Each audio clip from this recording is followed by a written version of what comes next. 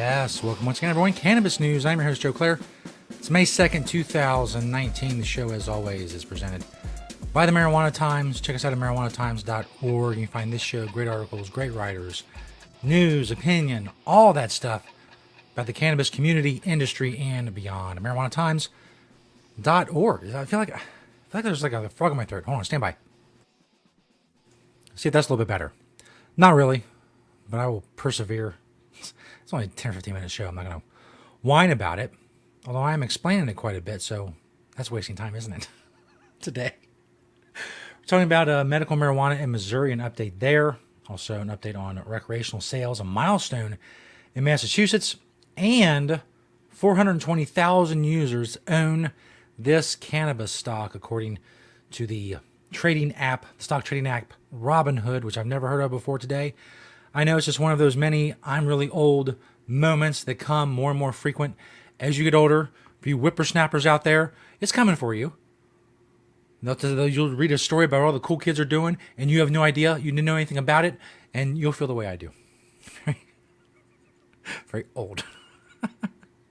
Before we get to all of that, got Natureside. They're an awesome sponsor of Cannabis News. Naturesidecom. And they're organic, all-natural pesticides. If you're growing cannabis in a state where it's legal, make sure you're not using banned pesticides. Make sure you are regulatory compliant. No matter what you're growing, don't use harmful pesticides on it, especially if someone else is going to be ingesting it. That is just wrong. You can remedy all of these problems that you have, obviously, at Natureside, nature-side.com. They're organic, all-natural pesticides. Go check them out. They're awesome. This first story by Julia Granowitz at marijuanatimes.org. Missouri Department of Health is preparing to accept applications for medical marijuana business licenses. The lawmakers in the state have determined how many business licenses will be awarded this year.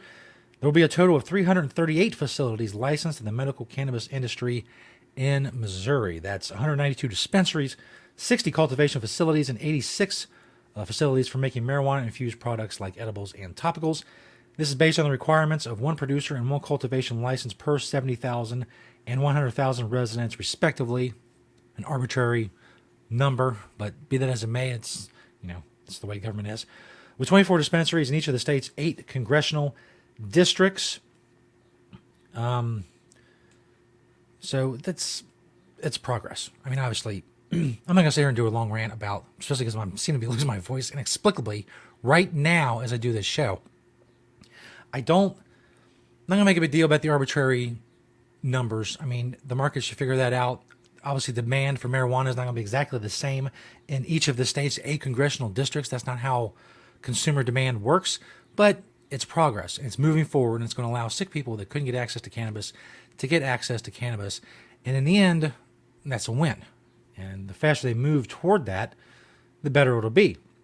Julia says, Missouri's on the right track for getting things off the ground and getting patients access to medical marijuana by mid-year in 2020 or sooner. And that's really the goal. And they'll adjust afterwards, as they realize there's more demand here and there's less demand there, and this business can't stay afloat.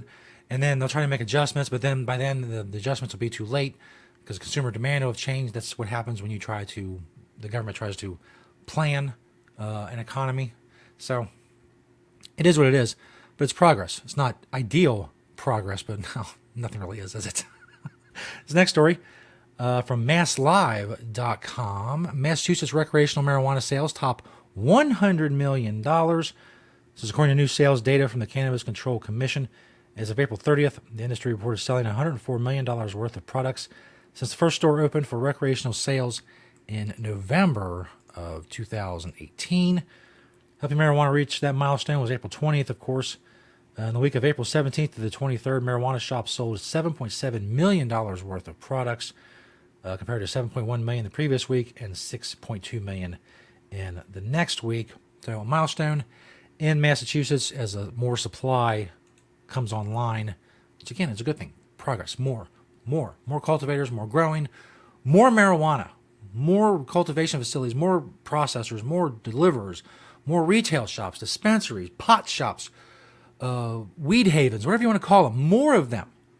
More supply means lower prices for consumers. And that's really who needs to be the focus of all this. Consumers. because everybody is a consumer. You can't focus on this businessman or that businessman or this company or this sector of the industry. You have to focus on consumers because we're everywhere. We're across the board. We affect every aspect of the supply chain because without consumers, there is no supply chain.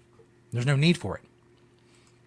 But more people are worried about, well, who's going to get this license and why should they get this license and this and that and the other thing. No, consumers. You focus on making consumers happy, better quality products, lower prices. That's how you undercut the black market. That's how you grow an industry. All of these things. We'll see what happens. I don't expect my advice to be heeded. Again, as I say many times in my very self-effacing manner, who am I but a lowly video podcast, vidcast host, YouTube person? I don't know what this is. It's a video. It's a video. I'm a video man. That's what I am.